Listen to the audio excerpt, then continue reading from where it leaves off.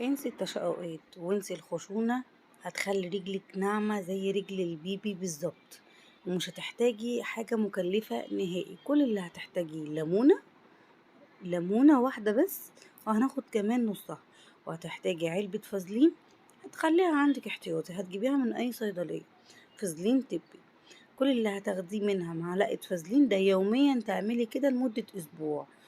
معلقة فازلين ومعلقة اللي هو الليمون، يعني نص ليمونة حلوة جدا.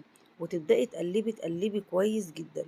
يبقى كل اللي احنا اخدناه معلقة فازلين، واخدنا معاها نص ليمونة، وقلبناهم مع بعض. هنجهز معانا كيسين بلاستيك وشراب نظيف.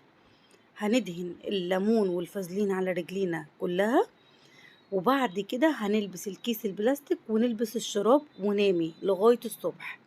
كرري الكلام ده اسبوع، وشوفي جمال رجليكي بعد كده. تحفة تحفة، نعومة فظيعة، مفيش تشققات نهائي نهائي. ده عن تجربة يا بنات، اي وصفة بنزلها عن تجربة شخصية. انا جربتها وعجبتني جدا جدا جدا. لايك وشير.